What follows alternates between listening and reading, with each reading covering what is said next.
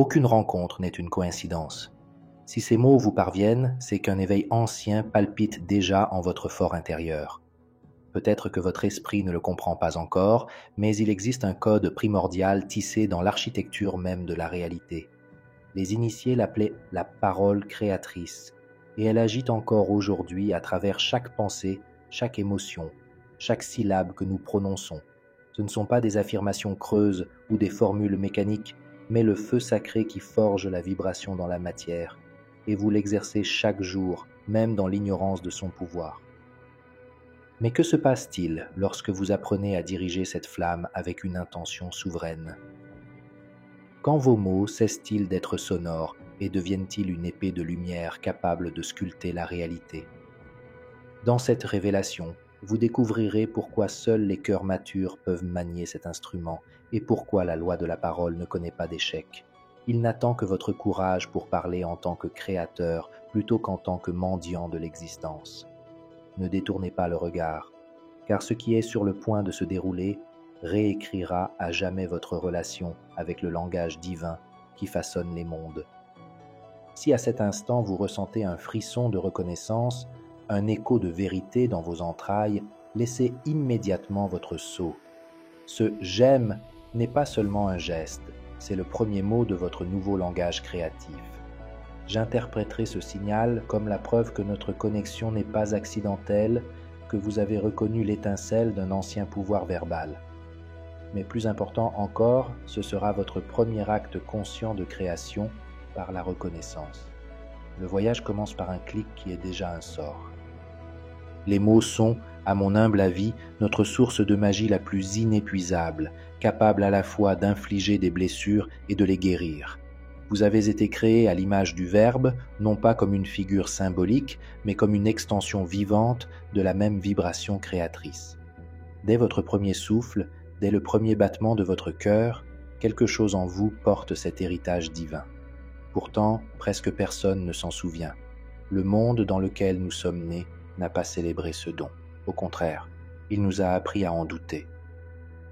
Depuis l'enfance, nous avons été exposés à une multitude de voix extérieures, parents, enseignants, personnalités religieuses, programmes de télévision, voisins, amis, systèmes. Des voix qui répétaient sans cesse que nous étions faibles, coupables, pécheurs, pas assez. Petit à petit, nous avons commencé à nous adapter à ce que l'on attendait de nous. Nous avons copié des modèles, imité des émotions, assumé des peurs qui n'étaient même pas les nôtres. Et sans nous en rendre compte, nous avons oublié qui nous étions avant d'apprendre à obéir. Si vous étiez né dans une autre culture, vous croiriez probablement à des vérités différentes. Vous auriez des peurs différentes, des images différentes de Dieu. Peut-être adoreriez-vous le feu, les rivières, le soleil. Peut-être méditeriez-vous dès votre plus jeune âge ou vous considéreriez-vous comme faisant partie d'un tout. Mais tu as grandi là où tu as grandi.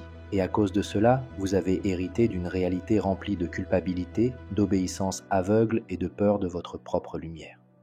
Non pas par malveillance, mais parce que tout le monde autour de vous copiait des réalités qu'il n'avait pas créées. C'était la seule façon qu'ils connaissaient. Quand ils vous ont dit que vous étiez un pécheur, ce qu'ils faisaient était bien plus profond qu'il n'y paraît. Ils coupaient votre lien avec la parole, car celui qui croit être né dans l'erreur n'osera jamais parler comme un créateur.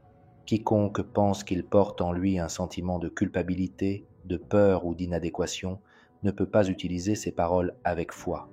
La parole se retire quand l'âme a honte d'elle-même, et c'est là que la déconnexion survient. Les mots qui devraient venir naturellement commencent à apparaître sous forme d'autocritique, de jugement, de plainte. Les mots deviennent le reflet de la peur, et la peur, une fois ancrée dans le langage, devient un modèle vibratoire. C'est pourquoi tant de gens se sentent bloqués. Ils continuent à verbaliser tout ce qui les retient. Ces croyances ne sont pas seulement des idées. Il s'agit de codes qui ont été installés sur vous sans votre consentement. Ils décident de ce que vous pensez mériter, de ce que vous pensez être possible, jusqu'où vous irez. Et le plus effrayant, c'est qu'ils se cachent dans les plus petites choses. Dans la façon dont on s'excuse d'exister, dans la peur de trop briller, dans l'habitude de se faire plus petit pour ne pas déranger les autres. Si vous avez grandi en croyant que parler de vous-même est égoïste, que vouloir plus est un péché, que faire confiance à votre intuition est de l'orgueil, alors votre connexion à la parole créative a été bloquée dès le début, non pas parce qu'il a cessé d'exister, mais parce que vous avez été convaincu que vous n'êtes pas digne de l'utiliser. Et c'est l'une des formes les plus silencieuses d'emprisonnement spirituel. La bonne nouvelle est que le mot n'a jamais été perdu. Elle resta simplement silencieuse, attendant le bon moment pour se souvenir. Mais avant qu'elle puisse émerger avec force et clarté, vous devez identifier ce qui bloque encore votre expression. Et ces blocages prennent presque toujours la forme de croyances, héritées, copiées, répétées comme des mantras inconscients qui construisent des murs invisibles autour de votre pouvoir. Le code qui révèle le secret du mot, et c'est là que quelque chose commence à se révéler. Parce que si vous avez été déconnecté de la parole lorsque vous étiez enfant, programmé pour faire taire ce que vous entendiez et répéter ce qu'on vous disait, il y a une force dormante en vous qui n'a jamais été effacée, seulement réduite au silence. Une force qui palpite sous toutes les croyances héritées, tous les blocages émotionnels et toutes les peurs inconscientes. Et cette force est directement liée à un mot que vous connaissez mais que vous n'avez jamais vraiment compris. Cette phrase a été prononcée des milliers de fois dans des films, des tours de magie et des farces pour enfants. Vous l'avez entendue et peut-être même répétée, sans savoir que vous prononciez un fragment de l'une des plus anciennes formules vibratoires de l'humanité. Un mot qui, contrairement à ce qu'il semble, n'a jamais été créé pour divertir, mais pour créer, commander, ouvrir des portails. Un mot caché à la vue de tous, et à cause de cela, presque personne ne la reconnaît. Mais elle est toujours en vie, et il porte en lui l'une des clés perdues de la véritable spiritualité. Un code ancien qui, avant d'être ridiculisé par la culture moderne, était chanté dans les temples, dans les rituels secrets, dans les écoles de mystère où le mot était compris comme une technologie sacrée. Ce mot vient de l'araméen, une langue racine qui est même antérieure à l'hébreu biblique et dont la structure n'est pas symbolique. C'est une vibration, un langage vivant né de la fréquence et de la géométrie du son. Et ce code, lorsqu'il est prononcé correctement, active le pont entre la pensée et la matière. C'est la transition entre ce qui existe encore dans les royaumes supérieurs et ce que vous souhaitez manifester ici et maintenant.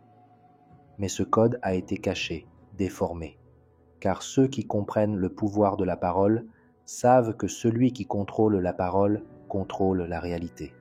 C'est pourquoi la connaissance a été diluée, remplacée par la distraction, la superficialité et le bruit.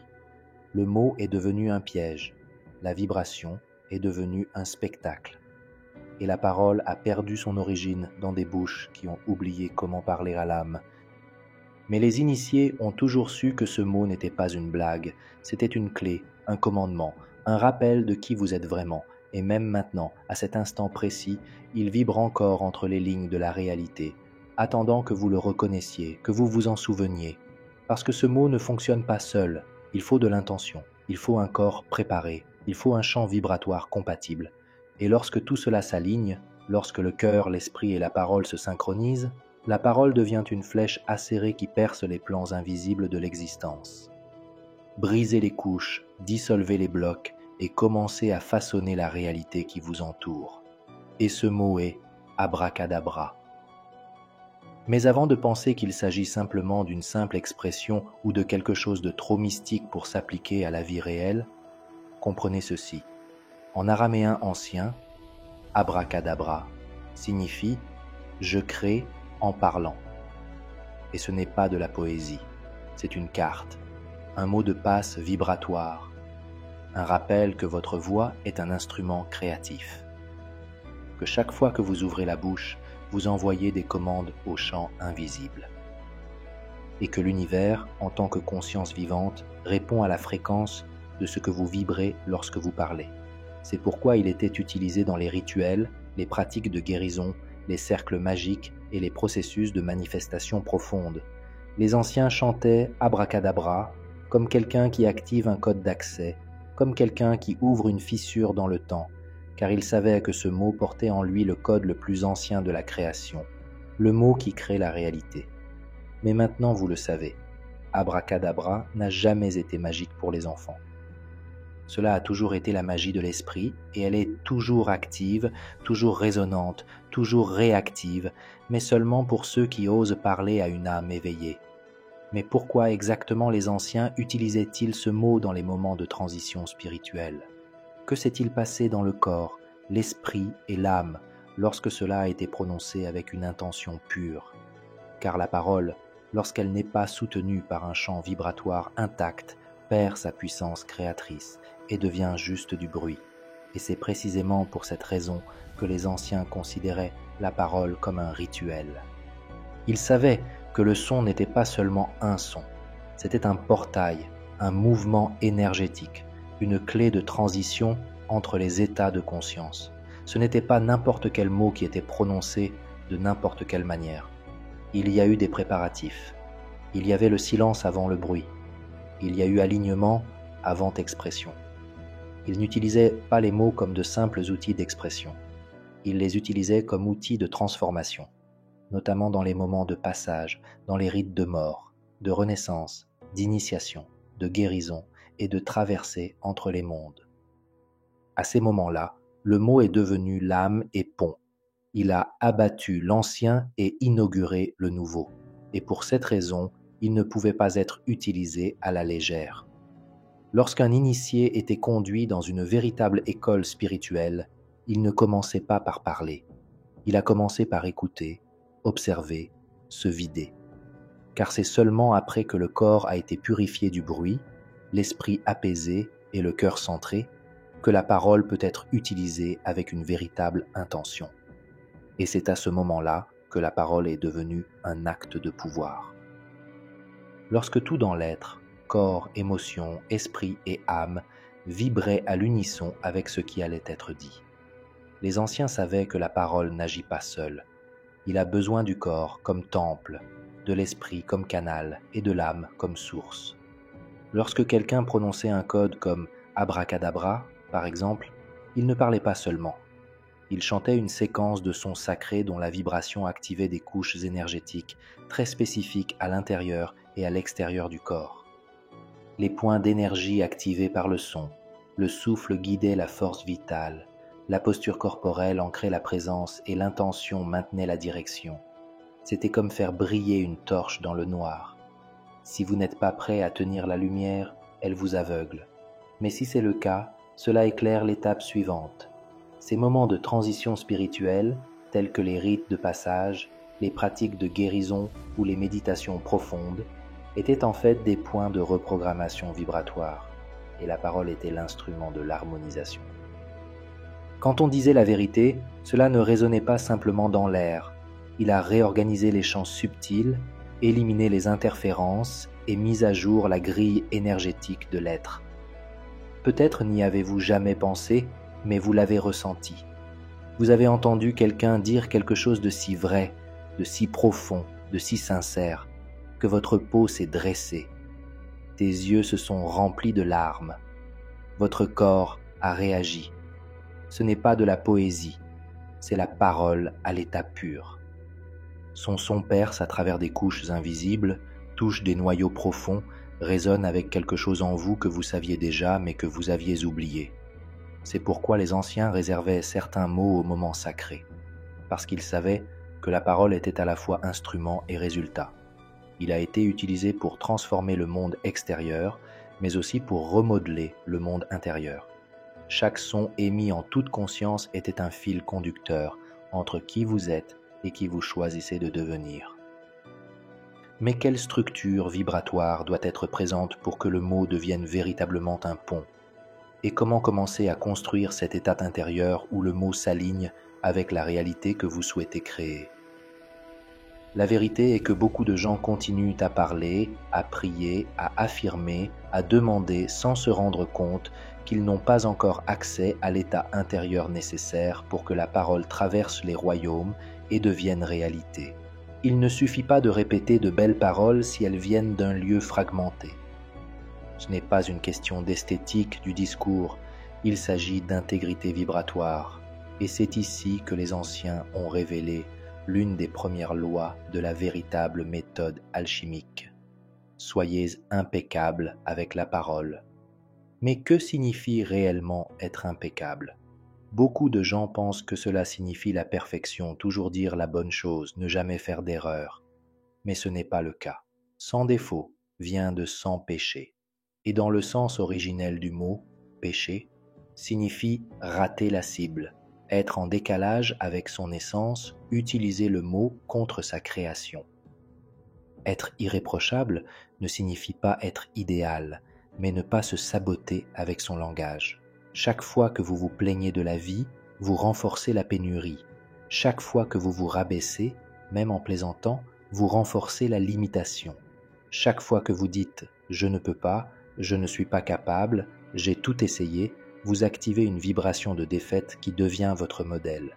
Le mot n'inclut pas l'ironie. L'univers ne répond pas à votre humeur, mais à votre fréquence. Le mot est littéral. Il obtient ce qu'il obtient. Et s'il reçoit de la douleur, de la frustration, de la colère ou de la peur, c'est ce qu'il transforme en réalité. Les gémissements constants, par exemple, fonctionnent comme un sort de répétition. Chaque fois que vous vous concentrez sur ce qui ne va pas, vous redynamisez ce scénario avec votre propre mot. Vous dites à l'univers « Gardez-moi ici, donne-moi plus de la même chose ». Et il le fait, parce que tu lui as donné la permission, parce que vous vibrez à une fréquence qui ne correspond pas à ce que vous voulez vraiment. Et c'est là que commence le véritable entraînement à la parole. Il ne s'agit pas seulement de changer les mots, il s'agit de changer le domaine qui les produit. Il s'agit de respirer avant de parler, s'écouter avant de s'exprimer. Reconnaître qu'à l'intérieur de vous, il y a un espace qui commande tout ce qui sort. Et si cet espace est blessé, amer ou inconscient, aucune phrase positive ne manifestera quoi que ce soit de manière cohérente. Le mot doit venir de tout un lieu. Il faut qu'elle apporte la vérité. Lorsque vous dites « je suis prospère », avec un cœur léger, un esprit concentré et un corps présent, cette phrase n'est pas seulement un son. C'est un code vibratoire qui s'accroche au plan physique et commence à réorganiser votre réalité. Mais si vous le dites en ressentant de la peur, du doute ou de la honte, l'univers ne lit pas le mot. Lire le chant. Et le terrain dit « je ne suis pas prêt ». C'est pourquoi beaucoup parlent, mais peu manifestent. Parce qu'ils continuent à utiliser ce mot sans en avoir conscience. Ils utilisent leur bouche sans d'abord aligner leur cœur. Ils utilisent des phrases apprises, copiées, qui n'ont pas été intégrées. Et la parole sans âme n'a pas de pouvoir. Il se dissout dans l'air comme une fumée qui ne touche jamais le sol. Être impeccable avec ses paroles n'est pas un concept moral. C'est une pratique vibratoire. C'est une position interne qui dit « Désormais, je ne dirai que ce que je peux soutenir. Je n'affirmerai que ce que je suis prête à vivre. Je ne dirai à haute voix que ce que mon domaine tout entier peut supporter sans se briser. » Mais pour que cela se produise, l'intention seule ne suffit pas. Il y a un point spécifique dans le corps, un centre énergétique ancestral qui a besoin d'être éveillé. Un portail qui, une fois activé, transforme le mot en quintessence du pouvoir.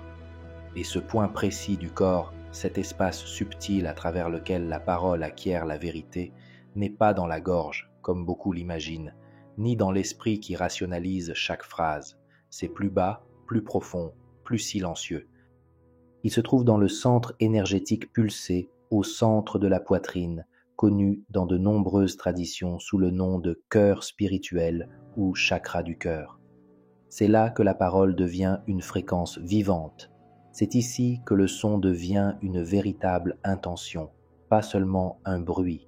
Quand la parole naît uniquement de l'esprit, elle apporte la logique, mais elle n'apporte pas la vie. Cela peut paraître beau, cohérent, voire intelligent, mais cela manque de puissance vibratoire. C'est comme un instrument bien accordé mais débranché. De l'extérieur, il semble prêt, mais à l'intérieur, il est éteint. L'esprit organise la forme, mais c'est le cœur qui allume l'énergie qui se cache derrière. C'est le cœur qui donne aux mots le ton de la création, le poids de la présence, la signature vibratoire qui le relie à l'univers. Le cœur est plus qu'un organe qui pompe le sang. C'est un centre d'intelligence énergétique. Il possède le plus grand champ électromagnétique du corps humain, bien plus grand que celui de l'esprit. C'est là que vous ressentez la vérité, l'intuition, l'amour, l'empathie, la confiance. Et c'est pourquoi, lorsque votre discours vient de ce point, il porte en lui une vibration qui traverse les couches, résonne avec l'essence. Il atteint les autres, l'espace, le temps et revient. C'est dans le cœur que l'âme se révèle sans filtre. C'est de là que viennent ces frissons que personne ne peut expliquer. L'émotion qui étouffe votre voix. La larme qui tombe lorsque vous entendez une vérité qui semble avoir été dite juste pour vous. Parce que le cœur ne parle pas de l'extérieur vers l'intérieur, il parle de l'intérieur vers l'extérieur. Et quand vous parlez avec votre cœur, vous n'avez pas besoin de crier ou de convaincre. La vibration parle pour vous. C'est pourquoi les anciens accordaient tant d'attention à la préparation de ce centre, avant toute pratique sacrée. Ils savaient que si le cœur était fermé, blessé ou engourdi, la parole ne pouvait pas trouver d'issue. Le mot n'aurait été qu'un écho vide, la manifestation instable, parce que ce n'est pas le son qui crée, mais la vérité derrière le son, et la vérité ne peut surgir que d'un cœur éveillé. Un cœur éveillé n'est pas un cœur parfait, c'est un cœur qui sent, qui permet, qui reconnaît ce qui vibre avant de lancer des mots dans le monde, qui reste silencieux en cas de conflit, qui observe quand il a mal, qui parle quand il est présent. Parce que ce centre est le pont entre le haut et le bas, entre le ciel et la terre. C'est là que l'inspiration divine devient impulsion pour le monde matériel. Lorsque la parole traverse le cœur, elle devient une graine fertile. Chaque mot devient une vibration avec une destination claire. Et c'est là que la création commence à suivre un ordre supérieur, votre essence même vibrant en harmonie avec tout. C'est pourquoi parler avec le cœur ne signifie pas être poétique ou sensible. C'est une nécessité énergétique. C'est ce qui sépare ce qui sonne bien de ce qui crée vraiment. Et vous n'avez pas besoin d'être un mystique pour le ressentir. Vous avez probablement remarqué que lorsque quelqu'un dit quelque chose, vous sentez que c'est vrai, même si les mots sont simples. Ou quand quelqu'un dit exactement ce que vous voulez entendre, mais vous sentez qu'il n'y a pas d'âme derrière. C'est le chant du cœur qui parle. C'est ce qui traduit l'invisible en une vibration qui touche. Quand le cœur et la parole se rencontrent, quelque chose s'aligne, un centre s'éveille, et ce n'est pas seulement le son qui change, l'être tout entier tombe dans la cohérence. À ce moment-là, la parole cesse d'être une simple expression et devient création. Et c'est dans cette fusion entre vibration et vérité que quelque chose de caché commence à émerger. Quelque chose que les anciens appelaient quintessence. Et lorsque cette vibration traverse le cœur et trouve un champ prêt à la recevoir, quelque chose commence à bouger à l'intérieur. Une sorte de feu invisible qui ne brûle pas mais purifie. Une impulsion qui ne vient pas de l'esprit ou des émotions ordinaires. Cela vient d'un endroit plus ancien et plus calme. Une présence subtile qui a toujours été là, mais que peu de gens reconnaissent. C'est ce que les initiés appellent la cinquième essence. Le cinquième élément, l'esprit à l'état pur. La terre, l'air, le feu et l'eau sont les éléments de la matière, les piliers qui soutiennent tout ce que nous pouvons voir, toucher et mesurer. Mais vous ne pouvez pas voir le cinquième élément, vous ne pouvez pas le peser. Tu le sens. C'est le souffle qui donne vie à la forme, le centre qui unit tous les autres. La vibration qui traverse les quatre et les transforme en quelque chose de plus élevé. Et contrairement à d'autres éléments, il ne vient pas de l'extérieur, c'est à l'intérieur, c'est en toi. Cette essence est ce que les anciens cherchaient à éveiller dans leurs rituels les plus sacrés. Il ne s'agissait pas de maîtriser les éléments extérieurs, mais d'allumer le feu intérieur. L'eau de l'intuition, l'air de l'esprit, la terre du corps et le feu de la volonté ne s'alignent que lorsque le cinquième élément, l'esprit, se manifeste sous la forme d'une conscience éveillée. C'est l'esprit qui unifie, qui ordonne, qui soutient. Vous ressentez cette présence lorsque vous êtes pleinement présent, quand le temps semble s'arrêter, quand quelque chose en vous reconnaît l'éternel dans l'instant, lorsque vos actions ne sont plus des réactions, mais des expressions de quelque chose qui vient de l'intérieur, lorsque votre discours cesse de répéter des formules et commence à transmettre la vérité. À ce moment-là, vous vibrez la quintessence.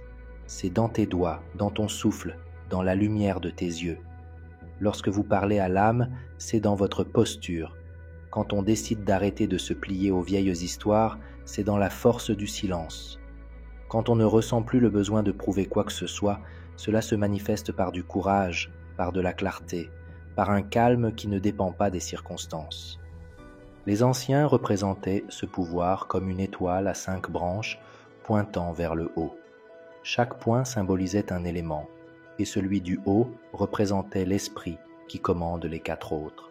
Cette étoile n'était pas un symbole de culte extérieur, c'était un rappel que le pouvoir de l'esprit commence lorsque vous maîtrisez vos éléments internes. Mais cette quintessence ne s'active pas dans le chaos. Elle n'apparaît pas dans la précipitation, dans le discours automatique, dans les émotions qui nous submergent. Cela survient lorsque tout en vous s'aligne. Lorsque le corps est ancré, l'esprit est calme, l'émotion est propre et la parole est vivante. À partir de ce moment-là, vous ne réagissez plus de la même manière qu'avant. Vous créez, vous dirigez, vous façonnez. C'est fin, mais ferme. Quand il se réveille, il ne crie pas, il se dispute. Elle n'impose pas, elle rayonne. C'est la présence qui parle avant les mots, la vibration qui précède l'action. C'est l'étincelle qui vous rappelle, au plus profond de votre poitrine, que vous n'êtes pas venu ici simplement pour survivre, mais pour manifester, pour donner forme à l'invisible qui pulse en vous depuis avant même que vous ayez un nom. Et peut-être que vous n'en avez jamais entendu parler de cette façon. Peut-être l'avez-vous ressenti dans des moments d'extrême clarté, de paix inattendue, d'amour qui ne dépendait de personne. À ces moments-là, vous vibriez la 5e essence, et même si tu l'as oubliée, elle ne t'a jamais quitté. Il attendait juste le moment où vous arrêteriez d'essayer de contrôler le monde avec vos yeux et commenceriez à le ressentir avec votre âme. L'arbre de vie est le chemin caché de la parole à la réalité. Et c'est précisément lorsque cette étoile intérieure commence à briller, lorsque la quintessence s'éveille et que la parole se connecte au cœur, que quelque chose d'encore plus profond se révèle. Parce qu'aucune véritable création ne se produit uniquement sur le plan physique. Tout ce que vous souhaitez expérimenter doit d'abord passer par un chemin invisible, un chemin qui ne peut être vu avec les yeux, mais qui peut être perçu et parcouru avec une conscience éveillée. Et les anciens savaient exactement comment fonctionnait ce chemin. Dans la tradition kabbalistique, ce voyage est représenté par une carte sacrée, l'arbre de vie. Plus qu'un symbole mystique, c'est une représentation précise du voyage de l'énergie des plans supérieurs de l'existence jusqu'au point le plus dense de la réalité physique. Chaque sphère de l'arbre, chaque chemin entre elles, représente une étape dans ce mouvement vers le bas. Pour que la parole se manifeste, elle doit suivre ce chemin. Il faut qu'elle naisse comme idée, se transforme en émotion, prenne une forme mentale, trouve une expression vibratoire, jusqu'à devenir finalement matière.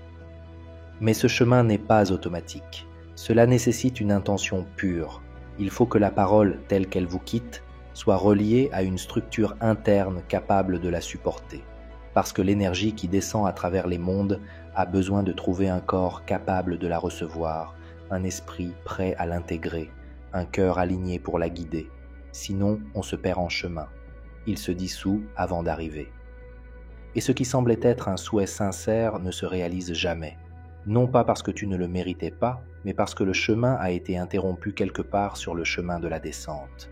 Dans la Kabbale, ce mouvement d'énergie est divisé en 4 mondes. Le monde des émanations, où tout n'est qu'essence, le monde des créations, où les idées prennent forme et deviennent potentielles, le monde de la formation, où sont conçues les structures dans le domaine de l'énergie, et enfin, le monde des actions, où la matière se manifeste. Votre parole doit traverser tous ces mondes pour que quelque chose naisse véritablement sur le plan physique. Et chaque étape requiert un niveau de conscience correspondant de votre part.